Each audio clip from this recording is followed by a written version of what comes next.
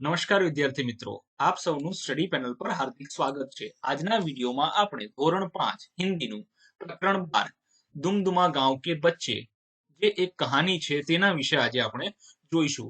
તમે વિદ્યાર્થી મિત્રો આ ચિત્ર પર ધ્યાનથી જુઓ તો તમને ખબર પડશે કે અહીંયા અમુક જે છે શાળાના બાળકો જે છે તે ત્રિકમ, પાવડો, તગારા અને ટોપલી લઈને અહીંયા કંઈક કામ કરી રહ્યા છે। જોતા તો આપણને એવું લાગે છે કે એ લોકો ખાડો બનાવી રહ્યા છે। તો ચાલો હવે આપણે વિસ્તારથી પહેલા જોઈએ પાઠને। હવે આપણે જોઈએ बच्चों में अपार क्षमता होती है, इनमें स्वयं कुछ करने की लगन पैदा करना आवश्यक है। प्रस्तुत कहानी में दुमदुमा गांव के लोगों की परेशानी को दूर करने के लिए बच्चे कैसे कदम उठाते हैं उसका निरूपण किया गया है। हम सभी जानते हैं, आप में से भी कुछ बच्चे ऐसे जो पढ़ाई में अच्छे नहीं होंगे, मतलब જે લોકો ભણવામાં સારા નહીં હોય એવું વિચારતા હશે કે આપણે ખરેખર સારું ક્યારેય નહીં કરી શકીએ, પણ ના, તમારે તમારી શક્તિઓને ઓળખવાની જરૂર છે। દરેક બાળકમાં અપાર ક્ષમતા કેપેસિટી હોય છે, બસ ખાલી તમે છે તે તમારી શક્તિઓને ઓળખી શકો, સુસુપ્ત શક્તિઓને જાણી શકો એ માટે પ્રયત્ન કરવો જોઈએ। હવે આ કહાનીમાં આપણે दुमदुमा એક ગામનું નામ છે, ત્યાં લોકો પાણીની સમસ્યાઓથી પરેશાન હોય છે। તે સમસ્યા હલ કરવા માટે ત્યાંના બાળકો અમુક પગલાઓ ભરે છે જે આ કહાનીમાં કહેવામાં આવેલ છે। बच्चे इस कहानी से प्रेरित होकर कक्षा, विद्यालय और गांव की समस्या का हल ढूंढने में जागरूक होंगे और कार्य भी करेंगे। देखो, इस कहानी से हमें क्या प्रेरणा मिलेगी? इस कहानी से हमें यह प्रेरणा मिलेगी कि हमारे गांव में कहीं पर भी गंदगी है या कोई ऐसी चीज है जो जो हमारे स्वास्थ्य के लिए अच्छी नहीं है, तो हमें उसके लिए जागरूक होना पड़ेगा और जागरूक होने के बाद उस समस्या के हल के लिए प्रयत्न भी करने होंगे। तो चलो अब देखते हैं कहानी। पहले तो हम कहानी का वीडियो देखेंगे, सभी विद्यार्थी ध्यान से देखिए वीडियो को। अब हम कहानी सुनेंगे, चलिए सुनते हैं कहानी। यह दुमदुमा गांव है। यहां हमेशा पानी की कमी रहती थी। खेत सूख जाते, लोग परेशान रहते। बच्चे पानी में खेलना चाहते, तैरना चाहते, पर कहां? एक दिन बच्चे खेल के मैदान में इकट्ठा हुए। उन्होंने पानी की कमी दूर करने की सोची। मैं बादलों से प्रार्थना करूंगा, रोज बरसो। बादल रोज कैसे बरस सकते हैं? तब फिर क्या हो? सब सोचने लगे। क्यों ना एक बड़ा सा गड्ढा खोदे जिसमें बारिश का खूब सारा पानी भर जाए। हाँ हाँ, यही ठीक है। फिर बच्चे लाए फावड़े, कढ़ाई, कुदाले और तसले। वे जमीन खोदते रहे, मिट्टी ढोते रहे, बाहर फेंकते रहे। बच्चों को काम करते हुए गांव वालों ने देखा। वे भी बच्चों के साथ काम करने में जुट गए। इस तरह बना एक बड़ा सा तालाब। बरसात में उस तालाब में पानी भरा। पानी से खेतों की सिंचाई हुई। खेतों में मक्का और धान लहलहाए। लोग खुश हुए और बच्चे पानी में छपाछप खूब नहाए। हाँ, तो अभी हमने जो है पूरी कहानी का वीडियो देखा। अब हम पाठ को समझने का प्रयत्न करते हैं। चलिए हम लेजर पेन ले लेंगे ताकि हम अच्छे से इसको समझ पाए। चलिए शुरू करते हैं पाठ। यह दुमदुमा गांव है। आप देख रहे हो ये जो गांव का चित्र दिया है, इस गांव का नाम दुमदुमा है। यहाँ हमेशा पानी की कमी रहती है, अर्थात इस गांव में पानी की कमी रहती है, पानी की किल्लत रहती है। मतलब लोगों को अपनी जो है रोजमर्रा के जीवन में जो पानी चाहिए उसकी भी कमी रहती है। खेत सूख जाते हैं, लोग परेशान रहते हैं, पर कोई उपाय नहीं कर पाते थे। बच्चे पानी में खेलना चाहते थे, तैरना चाहते थे, पर कहाँ? देखो, पानी नहीं होने से खेती भी नहीं होगी, खेत सूख जाएंगे और वहां के लोगों को भी बहुत सारी परेशानियों का सामना करना पड़ता था, लेकिन उसका उपाय था नहीं। अब जो बच्चे, आपकी उम्र के जो बच्चे रहते हैं, जो लोग गांव में रहते हैं, उनको पता है कि वो लोग पानी में खेलना चाहते हैं, तैरना चाहते हैं, लेकिन कहाँ जाए, क्योंकि गांव में तो पानी ही नहीं था। एक दिन बच्चे खेल के मैदान में इकट्ठा हुए। उन्होंने पानी की कमी दूर करने की सोची। अब देखो सारे बच्चे जो है ये खेल का मैदान में ये लोग इकट्ठा हो गए हैं और पानी की कमी को कैसे दूर किया जाए उसके बारे में वो लोग सोचने लगे। मैं बादल से प्रार्थना करूंगा, रोज बरसो। बिल्लू बोला। अब बिल्लू नाम का एक लड़का है, वो कहता है कि मैं बादलों से प्रार्थना करूंगा कि रोज बरसो। हम सब जानते हैं बादल रोज बरस सकते हैं नहीं। बादल रोज कैसे बरस सकते हैं? महिमा बोली। तभी महिमा ने कहा कि रोज थोड़ी बादल बरस सकते हैं, ये तो संभव ही नहीं है। अब आगे देखते हैं। तब फिर क्या हो? सब सोचने लगे, क्यों न एक बड़ा सा गड्ढा खोदे जिसमें बारिश का खूब सारा पानी भर जाए। रजिया बोली। रजिया करके एक लड़की है, वो कह रही है कि एक काम करते हैं, हम लोग एक बड़ा सा गड्ढा करते हैं, मतलब एक मोटो खाडो खोदिए। जो વરસાદના સમયે શું થાય કે એ ખાડો આખો પાણીથી ભરાઈ જાય ને પછી આપણે તેનો ઉપયોગ કરી શકીએ। हाँ हाँ, यही ठीक है, सारे बच्चे बोले। फिर बच्चे लाए फावड़े, कड़ाही, कुदाले और तसले। પછી જો છોકરાઓ શું કર્યું કે હા હા એ સાચું છે, મતલબ આપણે છે ખાડો ખોદી નાખીએ। પછી બધા બાળકો જે છે ધીરે ધીરે ફાવડે મતલબ પાવડા, કઢાઈ, કઢાઈ એટલે આપણને ખબર છે કે જે કઢાઈનો આપણે ઉપયોગ કરીએ છીએ જેને માટી ભરવા માટે, કુદાલે એટલે કોદાળી, તસલે એટલે જેને આપણે તગારા કહીએ છીએ તે વસ્તુઓ લઈ આવ્યા। वे जमीन खोदते रहे, मिट्टी ढोते रहे, बाहर फेंकते रहे। बच्चों को काम करते हुए गांव वालों ने देखा। अब देखो बच्चे क्या कर रहे थे, जमीन खोद रहे थे, वहां से मिट्टी निकाल के बाहर लेके जाते थे और उसको फेंकते थे। ये सब कौन देखता है? गांव के जो लोग हैं वो देख रहे थे कि बच्चे बहुत काम कर रहे हैं। वे भी बच्चों के साथ काम करने में जुट गए। अब गांव वालों को भी लगा कि हाँ हमें भी बच्चों की मदद करनी चाहिए ताकि जो है जल्दी से अच्छा सा गड्ढा तैयार हो सके। इस तरह बना एक बड़ा सा तालाब। પછી વાલો કોઈક મોટું બધું જે ખોદી નાખ્યું એટલે એ તળાવ બની ગયું। बरसात में उस तालाब में पानी भरा। पानी से खेतों की सिंचाई हुई। खेतों में मक्का और धान लहलहाए। अब देखो बारिश हुई, बारिश से क्या हो गया, बारिश से बड़ा सा तालाब जो है वो पानी से भर गया और उससे खेतों में सिंचाई, सिंचाई मतलब આપણે જમીનને પાકને પાણી પીવડાવવા માટે જે પાણીની જરૂર પડે તેને સિંચાઈ કહેવાય। पानी के पानी से खेतों की सिंचाई हुई। खेतों में मक्का और धान लहलहाए मतलब પછી જે ખેતર હતા તે બધા ખેતરની અંદર મક્કા મતલબ મકાઈ અને ધાન એટલે અન્ન જે આપણે ઉગાડીએ છીએ, બાજરો છે, ઘઉં છે, આ બધું છલોછલ થઈ ગયું। લહલહાए એટલે લહેરાવા लाग्या। लोग खुश हुए और बच्चे पानी में छपाछप खूब नहाए। ત્યાંના લોકો પણ જો ખેતોમાં બહુ સારું પાક બની ગયો એટલે લોકો પણ ત્યાં ખુશ થયા અને બાળકો પણ જે છે તે પાણીમાં નહાવાનો અને તે છપાછપ કરવાનો ખૂબ આનંદ આવ્યો। ચલો હવે આપણે જોઈશું નવા શબ્દ અર્થાત શબ્દાર્થ। પ્રાર્થના, પ્રાર્થનાનો અર્થ થાય છે ઉપાસના, વિનતી। પાણી, પાણી મતલબ આપણને બધાને ખબર છે જલ, નીર, વારી। કમી, કમીનો અર્થ છે અભાવ, અછત। परेशान, दुखी, व्याकुल। उपाय अर्थात युक्ति अथवा तो कोई तरकीब। बारिश अर्थात वर्षा या बरसात। धान मतलब अन्न, यहाँ पर चावल की बात कर रहे हैं। अब आगे देखते हैं। अब हम देखते हैं अभ्यास। सोचकर बताइए। अब देखो आपको जो है ये सारे प्रश्न के उत्तर पहले खुद सोचने हैं। पहले प्रश्न पढ़ लीजिए, बाद में थोड़ा समय लीजिए वीडियो को पॉज करके और उसके जो है जवाब अपने आप सोचने की कोशिश कीजिए, फिर जवाब को पढ़िए। चलिए देखते हैं पहला प्रश्न। आपके गांव या शहर में पानी के स्रोत कौन कौन से है? यानी आपके गांव या शहर के आसपास कौन कौन सी जगहों पर पानी आपको मिलता है। वैसे ज्यादातर बच्चे तो यही बताते हैं कि नल जो है वो पानी का स्रोत होता है, लेकिन नल जो है वो तो पानी का माध्यम होता है कि उससे पानी हमारे घर पे आता है ना। लेकिन और कौन कौन से बड़े तालाब है, नदी है, कोई कह सकते हैं कि हम लेक है ना, तो ये सारी चीजें, कोई चेक डैम है, वो सब देखना है। तो चलो जवाब देखते हैं।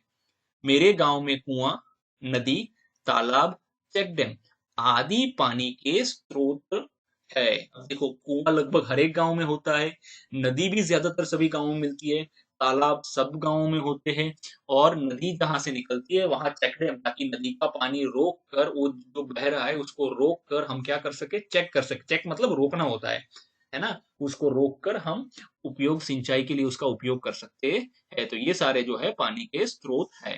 दूसरा, हम पानी का उपयोग कहाँ कहाँ करते हैं। चलो ये तो आप सभी को पता होगा कि हम पानी का उपयोग कहाँ कहाँ करते हैं। चलो फिर आप सभी जो है कमेंट में ये बताएंगे। चलो अब हम जवाब देखते हैं। हम पानी का उपयोग पीने में, नहाने में, रसोई बनाने में, कपड़े धोने में, खेतों में सिंचाई में और कारखानों में करते हैं। जो પીવા માટે, નહાવા માટે, રસોઈ બનાવવા માટે, કપડાં ધોવા માટે, વાસણ ધોવા માટે, ખેતોમાં સિંચાઈ કરવા માટે અને કારખાનો જે મોટા કારખાના હોય છે ત્યાં પણ પાણીનો ઉપયોગ મોટા પ્રમાણમાં કરવામાં આવે છે।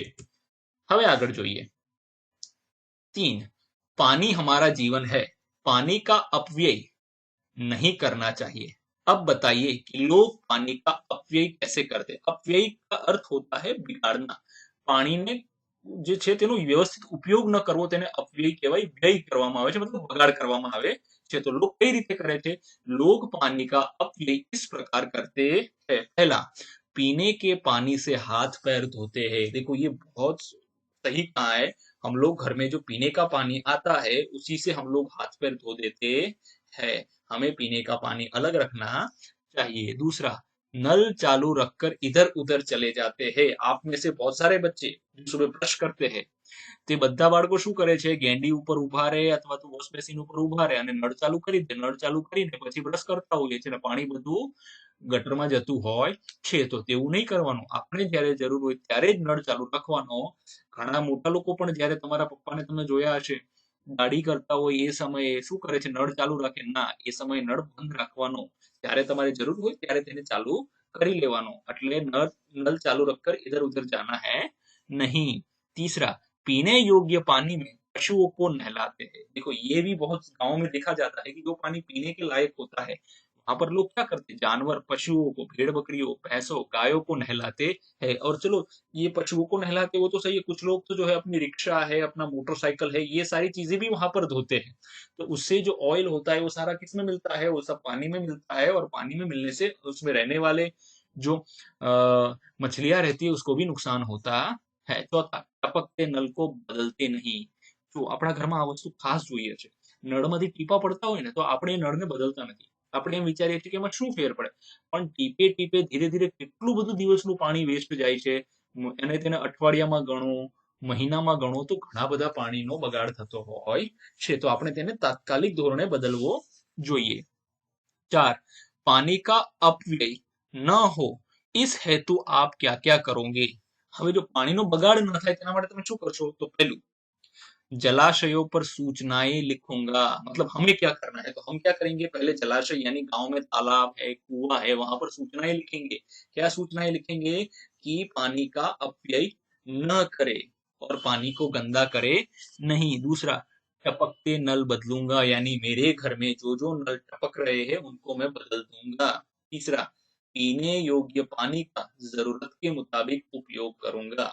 तो આ બહુ સરસ પોઈન્ટ છે। આપણે લોકો શું કરીએ ખબર છે, આપણે પાણીનો ગ્લાસ ભરીએ પીવા માટે અને એમાંથી થોડુંક જ પાણી પીએ, બાકીનું પાણી ઢોળી નાખીએ છીએ। તો આ વસ્તુ ના કરવી જોઈએ। આપણે જેટલું જરૂર હોય તેટલું જ પાણી પીવાનું અને ગ્લાસમાં જો આખો ગ્લાસ આપણે ભરેલો હોય તો આપણે આખો ગ્લાસ પાણી પી લેવું જોઈએ, તેને ઢોળવું જોઈએ નહીં। હવે આગળ જોઈએ। 2, छात्रों को अपने गांव या शहर के नजदीक आए हुए नदी, जल परियोजना, चेक डैम या खेत तालाब की मुलाकात करवाइए। चलो आपके जो है वर्ग शिक्षक है वो आपको लेकर जाएंगे आसपास की नदी या जल परियोजना या चेक डैम या खेत या तालाब, वैसे आप सब लोगों ने देखा ही होगा। और वहां मुलाकात के बाद आपको क्या करना है, देखिए मुलाकात के बाद छात्रों ने जो देखा उसकी कक्षा में चर्चा और लेखन करवाइए। तो चलिए आपको अब चर्चा करनी है अपनी कक्षा में कि आप लोगों ने वहां क्या देखा। आपके मित्र ने कुछ और देखा होगा, आपने कुछ और देखा होगा, किसी और ने कुछ और देखा होगा। इन सबकी चर्चा करनी है। अब आगे देखते हैं, इसका लेखन करते हैं। हमारा गांव एक पहाड़ी इलाके में है। हमारे गांव के पास एक नदी बहती है। इस नदी का नाम भोगावो है। देखो हमारा गांव जो है वो सुरेंद्र नगर के पास पड़ता है, तो वहां हमारे गांव में से एक नदी निकलती है जिस नदी का नाम क्या है, भोगावो है। यहाँ इस नदी पर चेक डैम बनाया गया है। चेक डैम का अर्थ क्या होता है? ताकि बारिश के दौरान सारा पानी बह न जाए, उसको चेक करने के लिए, उसको रोकने के लिए एक छोटा सा डैम बनाया जाता है, उसको चेक डैम कहते हैं। उसमें बहुत पानी जमा होता है। उस पानी से खेतों की सिंचाई होती है। सभी ओर से પશુ પક્ષી यहाँ પાણી પીને આતે હે। અને જે પાણી જમા થાય છે તેનું શું કરે છે? ખેતોમાં તેને સિંચાઈ કરવામાં આવે છે અને બધી આજુબાજુના બધા પશુ પક્ષીઓ અહીંયા પાણી પીવા પણ આવે छे। नदी का पानी नहाने और कपड़े धोने के काम भी आता है। अब देखो यहाँ जो पानी जो इकट्ठा होता है या जो बहता है वो किस काम आता है? कपड़े धोने और नहाने के लिए भी काम आता है। इसके किनारे पर हमने पेड़ पौधे लगाए हैं। अब देखो इसके किनारे पर हमने इसलिए लगाए क्योंकि ये जो घटा जो होती है, नदी के आसपास जो पेड़ों की लंबी कतारें होती है तो नदी की शोभा बढ़ा देती है। यहाँ वृक्षों की घटा बड़ी सुंदर लगती है। अब आगे देखते हैं। जब बहुत वर्षा होती है तब नदी में बाढ़ आती है। हाँ, सुरेंद्र नगर की जो भोगाव है उसमें जब बहुत ज्यादा बारिश हो जाती है तो वहां आगे एक डैम है। उस डैम में से सारा पानी बहकर नदी में आता है और नदी में बाढ़ आती है। बाढ़ એટલે पूर। उस समय नदी के किनारे के खेत बह जाते हैं। हाँ, ये भी सही होता है। नदी के आसपास जितने भी खेत है वो क्या कह करते हैं? बह जाते। बह जाते मतलब પાણીમાં ડૂબી જાય છે અને ખેડૂતને નુકસાન થાય છે। કભી કભાર પશુ પક્ષી भी પાણી में बह जाते हैं। ઘણી વખત તો એવું થાય કે બહુ વધારે પાણી આવી જાય તો પશુ પક્ષી પણ પાણીમાં વહી જાય છે, તણાઈ જાય છે। फिर भी नदी हमारी माता है और पानी हमारा जीवन है। જો નદી આપણને આટલું બધું નુકસાન મતલબ ઘણી વખત કરે છે પણ તેના કરતા તેના ફાયદાઓ વધારે છે। પાણી વધારે હોય તો પણ નુકસાન કરે છે અને ઓછું હોય તો પણ નુકસાન કરે છે। આટલું બધું થવા છતાં પણ નદીને આપણે માતાનું સ્થાન આપીએ છીએ અને પાણી આપણું જીવન છે। હવે આગળ જોઈએ। 3 इकाई में आए शब्द नीचे दिए गए कोष्टक में छिपे हैं। उन्हें ढूंढिए और वृत्ताकार कीजिए। अब देखिए यहाँ पर जो है बहुत सारे शब्द जो है हमने अभी देखे थे पाठ के अंदर। तो इकाई, इकाई એટલે એકમ। હવે એ એકમમાં જે પણ શબ્દ આવેલા છે બધા શબ્દો જે છે તે તમને આમાં કોષ્ટકમાં એટલે આ ટેબલમાં મળશે। હવે આપણે તેને શોધવાના છે। ચલો તમારામાંથી જે પણ વિદ્યાર્થી પેલો શબ્દ શોધી દેશે, ચલો ચલો જલ્દી, હું રાહ જોઉં છું। તમે ચેટ બોક્સમાં આનો જવાબ આપી શકો છો।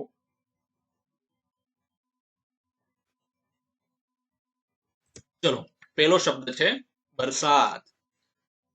તો ચાલો એને અહીં લખી પણ નાખીશું વરસાદ। પછી બીજો શબ્દ છે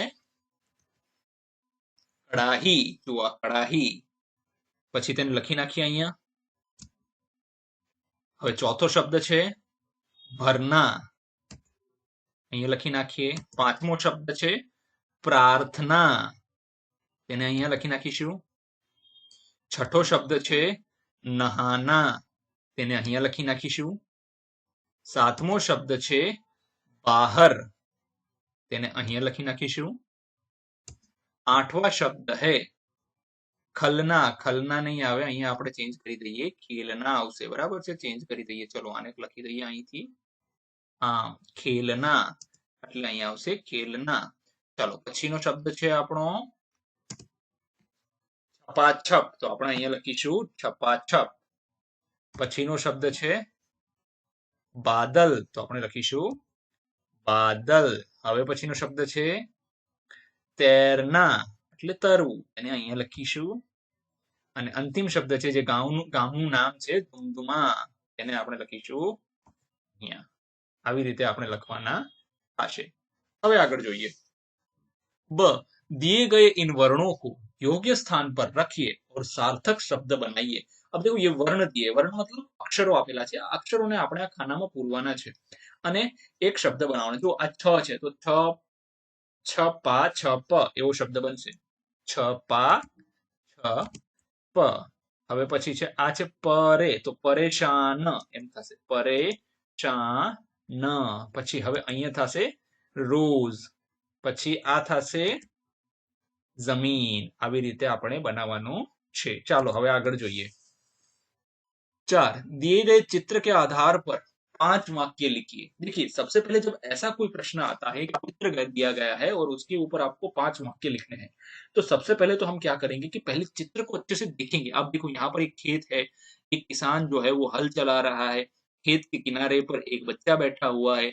यहाँ पर देख सकते हैं कि 2 महिलाएं जो है वो कपड़े धो रही है, ये बच्ची उनके पास खड़ी है।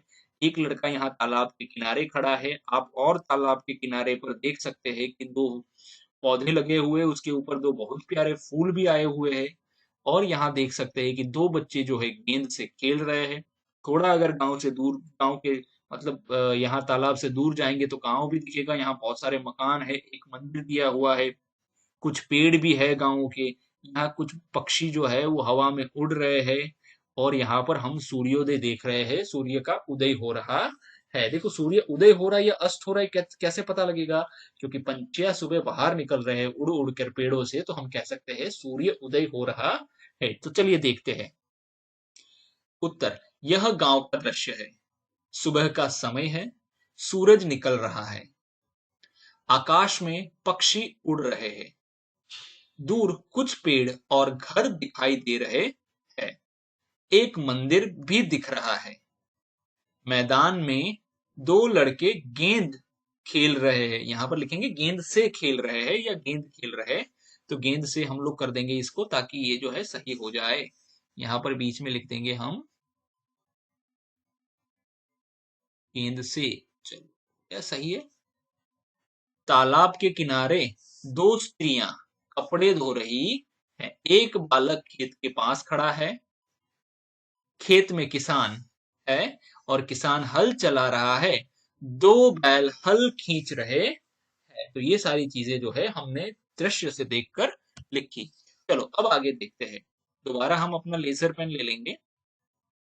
5, नीचे दिए गए चित्र के आधार पर कहानी कथन कीजिए। देखिए, यहाँ पर कहानी तो लिखी हुई है, हमें पहले देखना है कि एक तालाब है, यहाँ बहुत सारे मेंढक है, एक सांप है, एक पेड़ दिया हुआ है। तो चलो इसके ऊपर से हम कहानी बनाने का प्रयत्न करेंगे।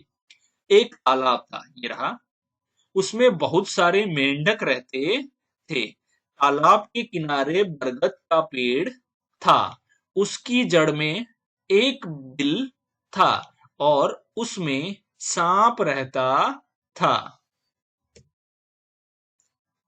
सांप रोज किसी न किसी मेंढक को पकड़कर खा जाता था। मेंढक परेशान हो उठे थे। एक दिन उन्होंने आसपास में मिलकर एक उपाय सोचा। दूसरे दिन एक मेंढक बिल के पास, बिल के सामने खड़ा रहा। बाकी सभी मेंढक बिल के आसपास छिप गए। जैसे ही सांप ने उस मेंढक को पकड़ा, कौन से मेंढक को? जो मेंढक बिल के सामने, मेंढक जो है वो बिल के सामने था, उसको पकड़ा। बिल मतलब डर, सांपनो डर હોય છે ને, એની વાત છે। छिपे हुए मेंढक निकल आए और सांप को पकड़कर खींचने लगे। ये देखो, सारे मेंढक बाहर निकल के सांप को पकड़कर खींचने लग रहे हैं। सांप घबराया। अब सांप सोच रहा है कि मैं तो इसको खा रहा हूं, ये सब कौन आ गए? सांप घबरा गया। अब हुआ क्या? वह पकड़े हुए मेंढक को छोड़कर भागा। इस मेंढक को सांप ने पकड़ा था और वो उसको छोड़ के अब भाग रहा है। कहाँ भाग रहा है? अपने बिल यानी खुद के दर में वापस जा रहा है। अब मेंढकों की खुशी का ठिकाना ना रहा। देखो, मेंढकों की जीत हुई है ना? अब બધા દેડકાઓ જીતી ગયા છે, તો તેમને मतलब તે ખૂબ જ ખુશી થઈ હતી। સચમુચ સંગઠન में શક્તિ है, એકતામાં જ શક્તિ છે। જો તમે એ ભેગા મળીને કોઈ પણ કામ સાથે કરશો તો તમને કુદરત 100% સફળતા આપશે। ચાલો હવે આગળ જોઈએ। 6, कोष्ठक में दी गई क्रिया के योग्य रूप से रिक्त स्थान की पूर्ति कीजिए। पहला, दुमदुमा गांव में हमेशा पानी की कमी रहती थी। देखो, यहां रहना लिखा है, लेकिन हम क्या करेंगे? रहती लिखेंगे, तभी इसके साथ मैच होगा। अब देखते हैं। दूसरा, बच्चे तालाब में नहाना, तो अब उसका जो है क्रिया का योग्य रूप यहाँ क्या होगा? नहाते थे। तीसरा देखते हैं। खेतों में मक्का और धान, लहलहाना, तो उसका रूप क्या आएगा यहाँ क्रिया का? लहलहाते थे। अब आगे देखते हैं। 7 अ, कोष्ठक में दिए गए शब्दों का उपयोग करके जो वाक्य लिखे हैं उन्हें पढ़िए और समझिए। देखिए यहाँ पर ये जो है कुछ शब्द दिए हुए हैं, ठीक है ना। हमें शब्दों का उपयोग भी यहाँ किया है। लाल, सफेद, तीन, सुंदर। पहला देखते, खेत में गायें चरती है। ये देखो मुख्य वाक्य है। ये कौन सा वाक्य है? मुख्य वाक्य दिया हुआ है। अब यहाँ पर हमें क्या बताया गया है कि सिर्फ गायें जो है वो चरती है, मतलब खेतर में गाय चरे छे। હવે આમાં જો પ્રથમ આપેલું છે खेत में लाल गाय, यानी ये पहला जो है कौन से कलर की गाय या कैसी गाय, तो हम कह सकते हैं लाल गाय। तो आने શું કહેવાય? વિશેષણ કહેવાય છે। તો લાલ ગાય ચરતી है। પછી જો સફેદ નો ઉપયોગ કરે છે લાલની જગ્યાએ, ખેત में સફેદ ગાય ચરતી है। હવે કેવો કલર આપે છે ગાયોનો? સફેદ કલર। ગાય છે એ સંજ્ઞા છે। હવે સંજ્ઞાને જે છે તેના અર્થમાં વધારો કરે છે તેને શું કહીએ છીએ આપણે? વિશેષણ કહીએ છીએ। ખેત में तीन गायें चरती है। कितनी गाय छे? तो के 3 गाय चरे छे। खेत में सुंदर गाय चरती है। केवी गाय छे? तो के बधी गायो खूब सुंदर छे। આવી રીતે આપણે આને લખવાનું છે। હવે આગળ જોઈએ। कोष्टक में दिए गए शब्दों का उपयोग करके वाक्य लिखिए। अब देखो हमें ये शब्द का उपयोग करना है और वाक्य लिखने। वाक्य तो हमें एक दिया गया है, बगीचे में फूल खिलते हैं। चलो सबसे पहला क्या बनेगा? यहाँ पर हमें लिखना पड़ेगा, फूल के आगे हमें लिखना पड़ेगा जो भी विशेषण लिखना है। पहला है बगीचे में लाल फूल, ये वाला शब्द लेंगे ना, तो बगीचे में लाल फूल खिले है। अब दूसरा यूज करेंगे रंग बिरंगे। बगीचे में रंग बिरंगे फूल खिले हैं। अब तीसरा शब्द यूज करेंगे तीन। बगीचे में 3 फूल खिले हैं। अब चौथा शब्द यूज करेंगे सुंदर। बगीचे में सुंदर फूल खिले हैं। तो इस तरह से जो है हमें लिखना है। अब आगे देखते हैं। क, निम्नलिखित शब्दों का उपयोग करके वाक्य बनाइए। अब हमें इन सभी शब्दों का उपयोग करना है और वाक्य बनाने हैं। तब चलो सबसे पहले होशियार ले लेते हैं। मनन होशियार लड़का है। सुंदर। यह फूल सुंदर हैं। किसकी विशेषता बता रहा है? फूल की विशेषता। काला। वह काला घोड़ा है। घोड़े का यहाँ कलर बताया गया है। छोटा। तनुष छोटा लड़का है। तनुष जो है वो छोटा बच्चा है। थोड़ा। गिलास में थोड़ा दूध है। हमारे पास एक गिलास पड़ा हुआ है तो उसमें थोड़ा दूध रहेगा तो हम कहेंगे थोड़ा ही दूध है। अब आगे देखते हैं। अब स्वाध्याय। अब देखते हैं हम जो है दुमदुमा गांव का, जो हमने गांव के बच्चे वाली जो कहानी पढ़ी है उसके ऊपर से हमें प्रश्न के जवाब देने हैं। तो चलो देखते हैं। प्रश्न के उत्तर लिखिए। प्रथम, दुमदुमा गांव की समस्या, क्या समस्या थी? चलो बताओ। अब सबको पता होना चाहिए कि पानी की जो समस्या थी, दुमदुमा गांव में हमेशा पानी की कमी रहती थी और यही गांव की समस्या थी। दूसरा, अब हम लेजर पेन ले लेंगे ताकि अच्छे से दिख पाए। पानी की कमी के कारण बच्चे क्या क्या नहीं कर पाते थे। देखो गांव में पानी नहीं था तो बच्चों को क्या दिक्कतें होती थी? पानी की कमी के कारण बच्चे पानी में खेल या तैर नहीं पाते थे। પાણી માં એ લોકો રમી પણ નતા શકતા અને તરી પણ શકતા। પાણી હોય તો તરી શકાય, બાકી તો તરી શકાય નહીં। 3, रजिया ने पानी की कमी दूर करने के लिए क्या उपाय बताया। હવે ત્યાં બધા બાળકો મહિમા છે, બિલ્લુ છે, રઝિયા છે, બધા ચર્ચા કરતા હતા। તો રઝિયા એક ઉપાય बतावेल। कौन सा उपाय था वो? रजिया ने पानी की कमी दूर करने के लिए एक बड़ा सा गड्ढा खोदने के लिए, हाँ मतलब तालाब बनाववा માટે એક ખાડો ખોદવાનું કીધું। 4, जमीन खोदने के लिए बच्चे कौन कौन से साधन लाए। जो जमीन खोदवा માટે શું લાવ્યા હતા बाળકો? फावड़े, कड़ाही, कुदाले और तसले लाए थे। अब देखते हैं पांचवा। तालाब में बरसात का पानी भरने से दुमदुमा गांव को क्या फायदा हुआ। હવે તળાવની અંદર જે વરસાદનું પાણી ભરાઈ ગયું તો दुमदुमा ગાંવને શું ફાયદો થયો? तो तालाब में बरसात का पानी भरने से दुमदुमा गांव को बहुत फायदा हुआ। क्या क्या फायदा हुआ? खेतों की सिंचाई हुई, खेतों में मक्का और धान बड़ी मात्रा में लहलहाने लगे। अब आगे देखते हैं।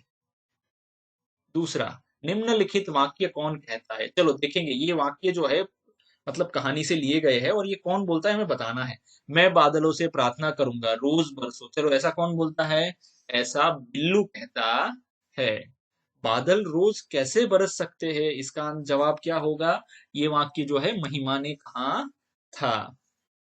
क्यों ना एक बड़ा सा गड्ढा खोदे जिसमें बारिश का खूब सारा पानी भर जाए, ये सुझाव दिया था, रजिया ने दिया था। अब देखते हैं आगे। 3, निम्नलिखित शब्दों को शब्दकोश के क्रम में लिखिए। देखो ये शब्द दिए हैं, शब्दकोश का क्रम क्या होता है? शब्दकोश का क्रम होता है क ख ग घ अंग च ज च छ ज ज ट ठ ड ढ ण त थ દ ધ ન પ ફ આ ક્રમની અંદર આપણે લખવાના છે। તો ચલો જો સૌથી પહેલા કયો શબ્દ છે, ચલો આપણે લઈ લઈએ। ક ઉપરથી છે એક શબ્દ, તો કે હા છે। ક ઉપરથી કયો શબ્દ છે? તો કે કડાહી, ચલો એને લખો પહેલા। પછી ખ ઉપરથી એક શબ્દ નથી, પછી સીધો છે છ ઉપરથી શબ્દ છે, તો આપણે તેને લખીશું છપાછપ। પછી છ પછી શું છે?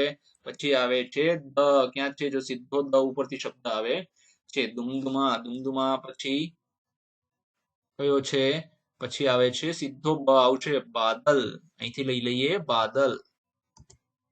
અને પછી છેલ્લો શબ્દ વધે છે લલાય, જે અહીંયા છે, આવી રીતે આપણે લખીશું। ચાલો હવે આગળ જોઈએ। गुजराती में अनुवाद कीजिए। चलिए हम अपना लेजर पेन वापस उपयोग में लाएंगे। 1, बच्चे पानी में खेलना चाहते थे, अर्थात बाળકો પાણીમાં રમવા ઈચ્છતા હતા। दूसरा, पानी से खेतों की सिंचाई होती है, પાણીથી ખેતરોમાં સિંચાઈ થાય છે। અહીંયા માં જે છે તે અહીંયા ખેતરોની બાજુમાં આપણે રાખી દઈશું। 3, बारिश के पानी से तालाब में पानी भरा, मतलब વરસાદના પાણીથી તળાવમાં પાણી ભરાયું।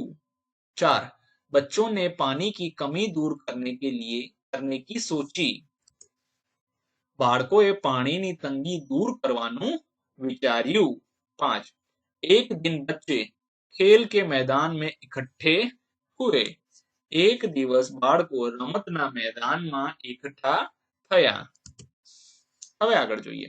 5, निम्नलिखित शब्दों में से कोष्टक में दिए गए शब्दों के समानार्थी शब्द लिखिए। જો હવે પ્રાર્થના છે તો આપણે આમાંથી તેના બે શબ્દ છે તો સમાનાર્થી જે તેના શબ્દ હશે તે લઈશું। જો વિદ્યાર્થી મિત્રો પરીક્ષામાં આવા સવાલ આવે ને તો આમાં ઘણી વખત આપણે કન્ફ્યુઝ થઈ જતા હોય છે, એક દુવિધામાં આવી જઈએ છે કે આને કઈ રીતે જવાબ લખવો। પહેલા તો જો કોઈને જવાબ ના આવડે તેને છોડી દેવાનો। સૌથી પહેલા જો તમે પ્રાર્થના છે તો પ્રાર્થનાનો અર્થ થશે ઉપાસના, ચલો એને લખી નાખો પહેલા, અને અહીંયા એને સર્કલ પણ કરી દો, વર્તુળ પણ કરી દો, જેથી કરીને ફરીને યાદ ન આવે। પછી બીજું છે સ્તુતિ, આ બે શબ્દ છે, ચલો આને લખી નાખીએ સ્તુતિ। હવે છે ઉપાય, ઉપાયનો તો પહેલો શબ્દ થઈ જશે યુક્તિ, બરાબર છે, અને બીજો થઈ જશે तरकीब, मतलब कोई वस्तु नो उपाय करो।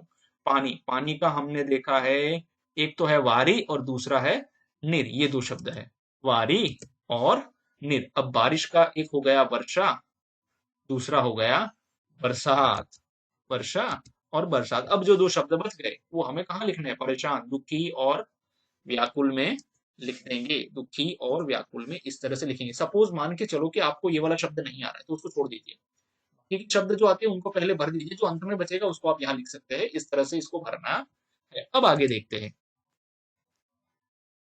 अब देखते हैं, लेजर पेन ले लेंगे हम अपना। 6, क, आपके गांव, मोहल्ले, आसपास या स्कूल में कोई ना कोई समस्या जरूर होगी, पता कीजिए और लिखिए। पहले तो आपके आसपास क्या समस्या है, देखो ये इसका जवाब आपका अलग हो सकता है, लेकिन मैंने एक समस्या निकाली है, तो वो क्या समस्या है देखते हैं। हमारे गांव में समस्या है गंदगी, यानी लोग गंदगी कूड़ा इधर उधर फेंक देते हैं और गंदगी फैलाते हैं। वह समस्या क्यों है? શા માટે છે ये समस्या? क्यों? उसके लिए कुछ कारण दिए हुए हैं। लोग अपनी जिम्मेदारी नहीं समझते, जो આ સૌથી મોટો પ્રશ્ન છે ને કે કોઈ વ્યક્તિ એને પોતાની જવાબદારી નથી સમજતું। તો આપણે આપણા ગામની અંદર ગંદકી થતી હોય છે તો આપણે જ્યાં ત્યાં કચરો ના ફેંકીએ ને તો ગંદકી બહુ ઓછી થઈ જશે। ધીરે ધીરે બધા લોકો જો પોતાની જવાબદારી સમજે ને કે મેં બિસ્કિટ ખાધું કે વેફર ખાધી તો એનું જે પેલું આવે છે પ્લાસ્ટિકની કોથળીને અહીંયા ત્યાં ફેંકી દીધી, એ ફેંકવાને બદલે જો આપણે તેને કચરાના ડબ્બામાં નાખીએ ને તો તે વધારે યોગ્ય રહેશે। શાળામાં પણ આપણે આ વસ્તુનું ધ્યાન રાખવું જોઈએ। બીજું, कूड़ा कचरा आसपास में डाल देते हैं, तो वो सारा कचरा क्या करते हैं, आसपास डाल देते हैं। उचित जगह पर कूड़ादान नहीं है। कूड़ादान એટલે કચરા પેટી, મતલબ યોગ્ય જગ્યાએ કચરા પેટી પણ છે નહીં, જેથી કરીને કચરા પેટી ન હોય તો લોકો શું કરશે, રસ્તા પર ફેંકી દેશે। હવે આગળ જોઈએ, वह समस्या किस प्रकार दूर हो सकती है। હવે આપણા ગામમાં જે આ સમસ્યા છે ગંદકી, તેને દૂર કરવા માટે શું કરવું જોઈએ આપણે, તો તેના માટે લોગ अपनी जिम्मेदारी समझे। પહેલા તો દરેક ગામના માણસે પોતાની જવાબદારી સમજવી જોઈએ। જવાબદારી સમજ્યા પછી શું કરવું પડે, તેને યોગ્ય સ્થાન પર સૂચના लिखी जाए। હવે બધા સ્થાન પર જે છે સૂચનાનો સ્પેલિંગ છે તેને આપણે બદલવો પડશે। ચલો આ કેમ નથી, હા ચલો અહીંથી લખી દઈશું, सूचना થશે આ મોટું, सूचना सूचना लिखी जाए। उचित जगह पर कूड़ेदान रखा जाए, એટલે કૂડેદાન એટલે શું છે, કચરાનો ડબ્બો જે છે તે યોગ્ય જગ્યાએ રાખવો જોઈએ, જેથી કરીને લોકો તેનો ઉપયોગ કરી શકે। ચલો હવે આગળ જોઈએ, इस समस्या के बारे में अपने सरपंच नगर सेवक को पत्र लिखिए। देखियो अब हमने समस्या पता कर ली, क्या समस्या है। अब उस समस्या का हल करने के लिए हम क्या करेंगे, हमारे गांव की जो सरपंच है उनको लिखें कि अगर आप शहर में रह रहे हैं, नगर में रह रहे हैं, तो वहां के नगर सेवक को आप पत्र लिख सकते हैं। चलो पत्र लिखने में सबसे पहला आपको क्या आता है, प्रेषक। प्रेषक मतलब भेजने वाला। कौन है, सोनगढ़ के ग्रामजन। सोनगढ़ एक गांव का नाम है और वहां जो एक शेरी है, दरबार शेरी, वहां की ये समस्या है। कौन सी तारीख को लिख रहे हैं ये, 7 दिसंबर 2024 को पत्र लिखा जा रहा है। अब हम आगे देखते बाद में क्या आता है, इसको भेज रहे हैं तो यहाँ लिखते प्रति मान्यवर सरपंच महोदय। हम सरपंच को लिख रहे हैं, कहाँ के सरपंच है वो, सोनगढ़ ग्राम पंचायत के सरपंच है। तो यहाँ पर हम जो है यहाँ भी पूर्ण विराम हमें लगाना चाहिए, यहाँ पर कॉमा नहीं आएगा, हम यहाँ पर लगा देंगे पूर्ण विराम। चलो अब आगे देखते हैं। अब विषय हमें लिखना है, मतलब आपके गांव में क्या दिक्कत है, शेरी व गांव की गंदगी दूर करना, यानी हमारी शेरी जो है और पूरे गांव की जो है गंदगी की समस्या है उसको दूर करना है। चलो अब देखते हैं क्या लिखते हैं। अब उसका जो है पूरा मेन बॉडी आता है, आपसे सविनय निवेदन है कि हमारे सोनगढ़ गांव में खासकर दरबार शेरी में कूड़ादान नहीं है। मतलब कचरा पेटीનો ડબ્બો નથી। અહીંયા લખી નાખીએ કૂડાદાન એટલે શું થાય, કચરા પેટી, બરાબર છે। કૂડાદાન એટલે શું થશે, તો કે કચરા પેટી નથી। अतः लोग इधर उधर कहीं भी कूड़ा, कूड़ा એટલે कचरो, डाल देते हैं, इसीलिए गंदगी बढ़ती रहती है। એટલે ગંદકી શું થાય છે, વધે છે, ગમે ત્યાં કચરો નાખે તો। इस प्रकार गंदगी बढ़ने से बीमारियां फैलने की पूरी संभावना है। हम सब जानते हैं कि गंदगी ज्यादा रहती है तो उससे बीमारियां बढ़ती है, तो हमें गंदगी रखनी चाहिए नहीं। अतः आपसे प्रार्थना है कि हमारी शेरी में तथा पूरे गांव में कूड़ेदान रखवाए और उनकी सफाई का उचित प्रबंध करे, ताकि गांव स्वच्छ रहे, स्वस्थ रहे। अब देखो यहाँ पर ये हमें ये कहना चाह रहे हैं कि अगर आप ये सारी चीजें कर देते हैं, यहाँ कॉमा कर देंगे हम, ये सारी चीजें कर देते हैं तो क्या बेनिफिट होगा कि हमारा गांव जो है वो स्वच्छ रहेगा, तो स्वच्छ रहेगा तो वो स्वस्थ भी रहेगा। अंत में भी हमें लिखना है भवदीय, किसने लिखा है ये, सोनगढ़ दरबार शेरी के ग्राम जन, यहाँ पर कर देंगे पूर्ण विराम। इस तरह से जो हमें लिखना है, ભૌદીય मतलब આપનો વિશ્વાસ આપણે ગુજરાતીમાં કહીએ ને એને ભૌદીય કહેવાય છે। ચલો હવે આગળ જોઈએ, योग्यता विस्तार। ये देखिए बहुत ही महत्वपूर्ण है, ये हमें आना चाहिए। ये सारे संकेत को समझिए, ये सारे रास्ते पर हम जब जाते हैं तो ये सब लिखा हुआ रहता है, आप लोगों ने देखा होगा। थोपो स्टॉप, उसको हिंदी में कहते हैं ठहरिए, रुकिए। સાંકડો પુલ, નેરો બ્રિજ, તો તેને કહેવાય છે સંકરા સેતુ, मतलब સાંકડો પુલ, સેતુ। ગોળાકાર રસ્તો, તેને કહેવાય છે રાઉન્ડ અબાઉટ, मतलब ટર્ન થાય છે। તો વૃત્તાકાર રસ્તા, વૃત્ત એટલે શું થાય છે, વૃત્ત એટલે વર્તુળ થાય છે, અને વૃત્ત આકારનું એટલે વૃત્તાકાર રસ્તા। अब देखते हैं आगे, આગળ સાંકડો રસ્તો છે, જુઓ આ રસ્તો અહીંયા મોટો છે, અહીંયા જો છે આ સાંકડો થઈ જાય છે, मतलब નેરો રોડ અહેડ।